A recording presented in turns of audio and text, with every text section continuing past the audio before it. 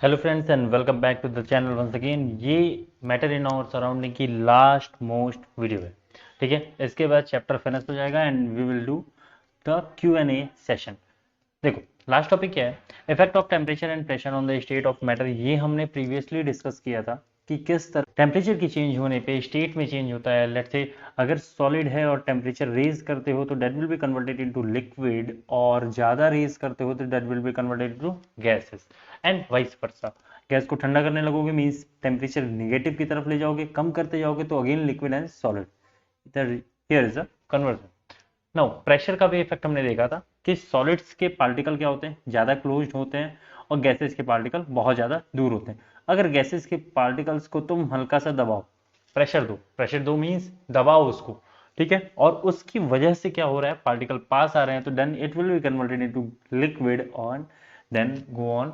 If you're going on to increase the pressure again and again, it will be converted into solid। Boss इतना तो समझ में आ गया। Application pressure का देखा था हमने, जैसे घर में एलपीजी यूज होता है। LPG is what, nothing but gas पे हमने प्रेशर लगा के उसको लिक्विड में कन्वर्ट करके एक सिलेंडर में दे दिया।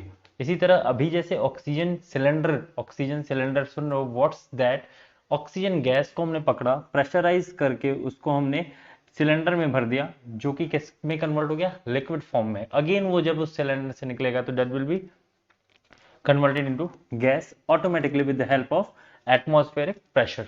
ठीक है, इसके बाद हमने थोड़ा सा ये देखा था कि स्टेट ऑफ मैटर में चेंज जो हो रहा था कि कैसे सॉलिड को कन्वर्ट करेंगे लिक्विड में तो मेल्टिंग हो जाएगा, अगेन लिक्विड को कन्वर्ट करेंगे गैसेस में तो वेपोराइजेशन हो जाएगा। Vaporisation is nothing but boiling, दोनों नाम सेम है। फिर कंडेंसेशन करोगे, जैसे बारिश वगैरह होती है तो ये गैसेस फेज किस में कन्वर्ट होगा, लिक्विड में, पार्टिकल पास हो गए, और ज़्यादा ठंडा करोगे तो वो हो जाएगा फ्रीजिंग। सॉलिड से डायरेक्ट गैस में होगा तो सब्लिमेशन, और गैस से डायरेक्ट सॉलिड में होगा तो डिपोजिशन भी कह सकते हो, या फिर अगेन यहाँ पे भी वर्ड सब्लिमेशन यूज कर सकते हो।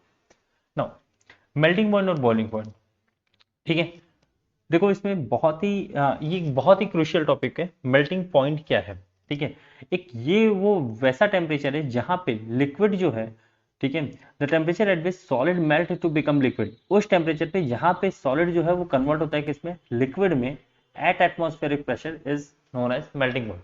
बर्फ लिया तुमने और बर्फ तुम्हारे हाथ में मेल्ट हो गया, यहाँ पे नोटिस करने वाली पॉइंट क्या है कि तुमने फ्रीजर में से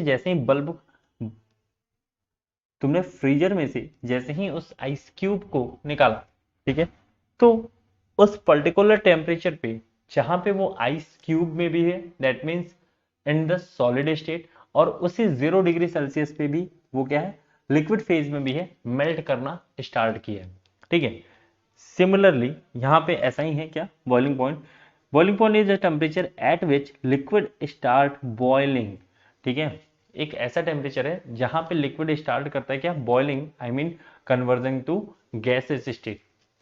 ये दोनों ही पॉइंट इंपॉर्टेंट इसलिए हैं क्योंकि इन दोनों ही पॉइंट पे ट्रांजिशन स्टेट रहता है। Means melting point, I mean अगर तुम 0 डिग्री सेल्सियस ले रहे हो, ठीक है, 0 डिग्री सेल्सियस पे ले रहे हो तो उसमें आइस में भी रहेगा और वाटर में भी रहेगा। ज्यादा मोटा हो गया, हाँ हाँ, ठीक है, और अगर 100 डिग्री सेल्सियस ले रहे हो तो that will be in the form of water phase, water के भी फेज में रहेगा और गैस के भी फेज में रहेगा।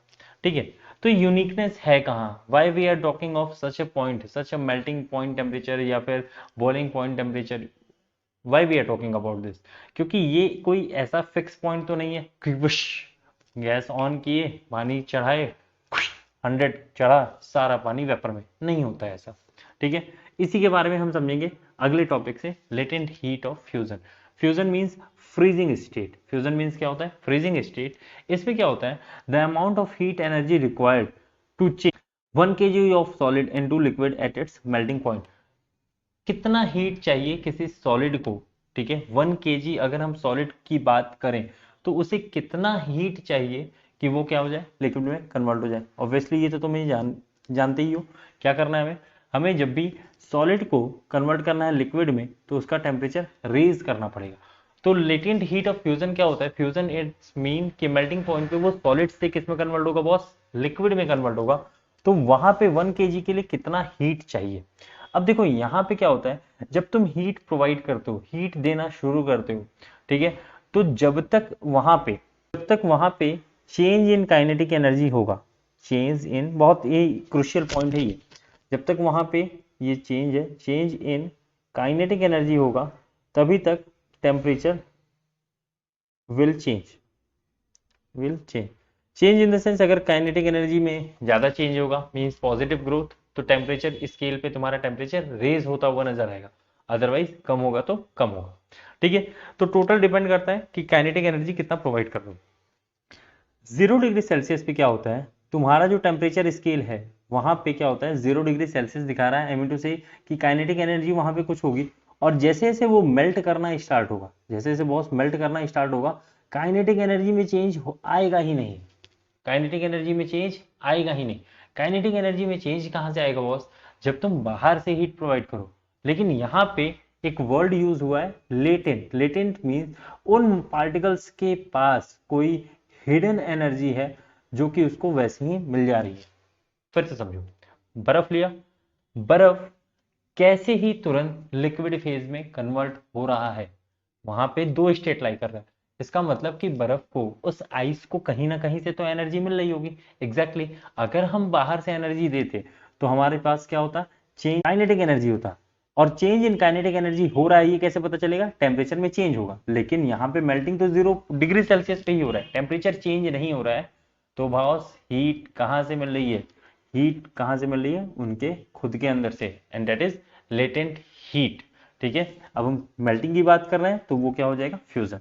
जैसे तुम देखो यहाँ पे क्या हो रहा है, जब तुम बर्फ को कोल्ड ड्रिंक में डालते हो, आइस क्यूब्स को कोल्ड ड्रिंक में डालते हो, तो कोल्ड ड्रिंक की हीट वो एब्जॉर्ब करता है आइस क्यूब, और इस वजह से क्या होती है, कोल्ड ड्रिंक ठंडी हो जाती है, ठीक है। कोल्ड ड्रिंक क्या हो जाती है, इस वजह से ठंडी हो जाती है। या फिर ऐसे ही आइसबर्ग्स जो है, आइसबर्ग्स क्या होते हैं, जो सराउंडिंग्स की हीट होती है, जो आसपास के वाटर बॉडी की जो हीट होती है, उसको वो एब्जॉर्ब कर लेते हैं, और जैसे ही उसको एब्जॉर्ब कर लेते हैं, उसके अगल बगल का पानी क्या होता जाता है, बहुत ही ज्यादा चिल्ड हो जाता है। या फिर जैसे तुम फिश वगैरह मार्केट में देखते होगे कि फिश जो है वो बर्फ में पैक करके ले आया जाता है, रीजन क्या है, या तुम्हारे घर में जो फ्रिज यूज होता है उसका रीजन क्या है, वो क्या करता है, इस बॉडी से हीट को क्या करता है, एब्जॉर्ब कर लेता है, खुद मेल्ट हो जाता है, और ये चीजें ऑक्सीडाइज नहीं हो पाती, मींस खराब नहीं हो पाती। कुछ ऐसा ही है लेटेंट हीट ऑफ वेपोराइजेशन में। हमने देखा कि 100 डिग्री सेल्सियस पे वाटर भी फेज में रहता है, मींस वाटर भी रहता है और वेपर भी रहता है।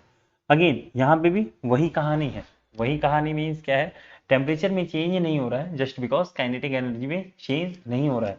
और लेटेंट हीट ऑफ वेपोराइजेशन को कैसे एक्सप्लेन करोगे, the amount of heat required to change 1 kg of liquid to vapour at atmospheric pressure, that's it, ठीक है।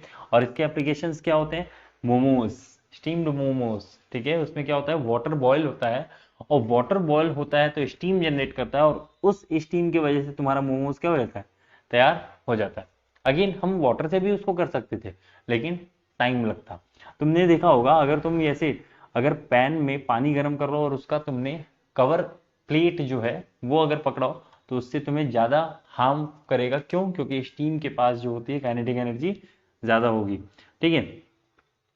और स्टीम का मेथड, स्टीम बाथ में भी यूज हो जाता है, या फिर हॉस्पिटल में जो भी इक्विपमेंट होते हैं उनको स्टेरलाइज करने के लिए भी, ठीक है। एप्लीकेशन ऑफ ये देख लेना एक बार, एप्लीकेशन क्या यूज होता है, ये हम खाने को ढक के रखते हैं जस्ट बिकॉज कि वो वैसे तो पके, साथ ही साथ स्टीम की वजह से ज्यादा पके। और जो मैं बोल रहा था कि एट द पर्टिकुलर टेम्परेचर वहां पे दोनों ही चेंज में रहता है, वो ये रहा। यहाँ पे क्या होगा, देखो ये जो टेम्परेचर है यहाँ पे सॉलिड फेज में भी है और लिक्विड फेज में भी है, और ये क्या हो जाएगा, फ्यूजन, क्या हो जाएगा, फ्यूजन। उसी तरह यहाँ पे क्या हो जाएगा, वेपोराइजेशन, यहाँ पे भी दोनों फेज में, ठीक है। क्वेश्चन ये आता है कि latent heat of fusion of water means ice की बतानी है, तो वो ये हो जाएगी 3.33 इंटू 10⁵ जूल पर KG, joule is the unit of energy, heat energy. और वैसे ही वेपराइजेशन के लिए वाटर का क्या हो जाएगा, 22.6 इंटू 10⁵ जूल, बस, ठीक है। अगला देखते हैं इवापोरेशन। इवापोरेशन क्या है, इवापोरेशन बॉइलिंग की तरह है, बस एक थोड़ा सा डिफरेंस है, थोड़ा सा डिफरेंस क्या है कि बॉइलिंग जो है वो बल्क प्रोसेस है। जैसे अगर तुम पैन में वाटर को बॉईल कर रहे हो तो वो सारे पार्टिकल्स को एनर्जी प्रोवाइड करेगा, लेकिन इवेपोरेशन में क्या होगा कि जो ऊपर के सरफेस होंगे उन्हीं को हीट प्रोवाइड होगी। ठीक है, तो evaporation is a surface phenomena.